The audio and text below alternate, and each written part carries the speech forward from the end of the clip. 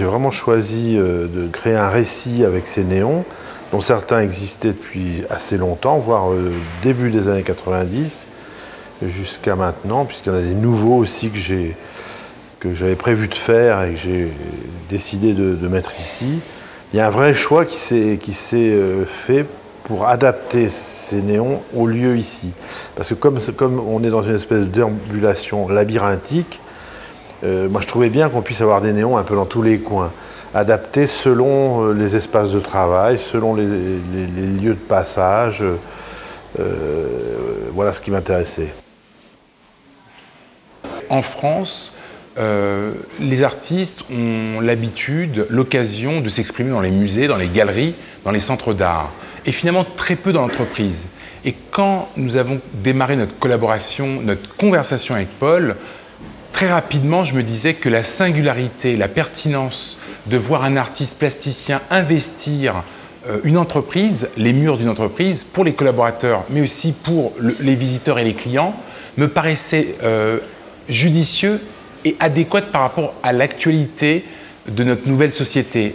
L'art contemporain est dans toutes les ramifications du luxe, du théâtre, de la musique. Aujourd'hui, c'est une nourriture qui permet à des créateurs de pouvoir s'exprimer. Et en ça, je pense que Claude Lévêque chez Mazarine était quelque chose de très intéressant. Le message que j'ai voulu faire passer aux collaborateurs de Mazarine était de dire que dans un monde de création qui est le nôtre, celui de la communication, il était essentiel de se rapprocher de l'art contemporain pour être inspiré. Et avoir la chance d'avoir un artiste comme Claude Lévêque qui vienne installer plus d'une vingtaine d'œuvres in situ, dans nos bureaux, dans nos espaces de travail, était quelque chose d'important pour nous, pour créer quelque chose de nouveau au sein de l'agence et pour motiver les gens et leur insuffler l'esprit de création qu'on attend dans une agence comme la nôtre. Donc je disais tout à l'heure, je l'ai exprimé parce que personne ne sait l'histoire de cette phrase. Il y a toujours une histoire derrière une phrase. Soit c'est un lieu commun du langage quotidien des gens, enfin ça appartient vraiment, comme on peut dire mon chemin, comme on peut dire ta gueule par exemple. Et je suis venu ici pour me cacher. En fait c'est une phrase qui a été écrite par Sainte Bernadette, qui est venue se réfugier à Nevers, la ville où je suis né. Parce qu'au moment où elle a vu apparaître la Vierge, elle a été harcelée de toutes parts, puisqu'elle avait vu la Vierge, et en fait elle est venue à Nevers pour se cacher.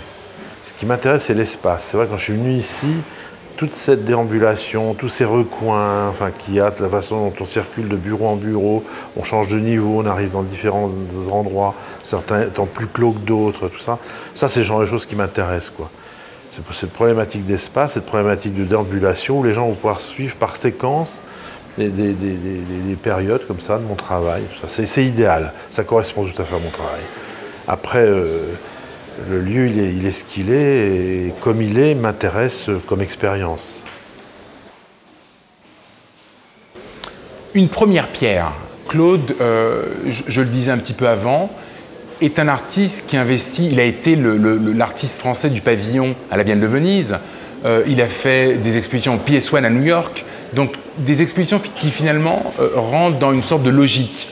Cette première pierre est quelque chose de très nouveau, à savoir qu'un artiste puisse investir les murs d'une entreprise. Et je pense que c'est quelque chose qui inverse un petit peu. L'entreprise allait vers l'artiste et là c'est l'artiste qui va questionner, interroger le contexte de l'entreprise. C'est venu d'une idée de Paul qui souhaitait et qui envisageait d'inviter un photographe, un artiste dans ses locaux à investir l'espace, le territoire pour créer quelque chose qui soit pertinent pour ses collaborateurs, pour les visiteurs et pour ses clients. Et dans le cadre de conversations que nous avions informelles, puisque c'est un ami, il vient assez régulièrement à la galerie pour voir les expositions, nous avons envisagé tout un tas de propositions et celle qui nous paraissait la plus pertinente, en tout cas la plus lumineuse, a été celle de Claude Lévêque, puisque Claude est un artiste qui interroge le contexte, un artiste qui investit des espaces et qui travaille la lumière. Et je pense que ces deux aspects correspondaient à l'ADN de la boîte Mazarine. L'art m'a influencé dans la création de Mazarine parce qu'on a tous rêvé enfant de devenir soit un grand sportif, soit un grand artiste. J'aurais souhaité être un grand artiste, mais on n'a pas tous le talent et la capacité à devenir un grand artiste. Et donc j'ai voulu m'exprimer dans le cadre d'une agence de communication tournée vers la création, car Mazarine est essentiellement une agence de communication très tournée vers la création. Et c'est pourquoi j'ai souhaité avoir l'art au sein de l'agence, au sein de ce groupe de communication pour pouvoir justement donner des valeurs de création très fortes.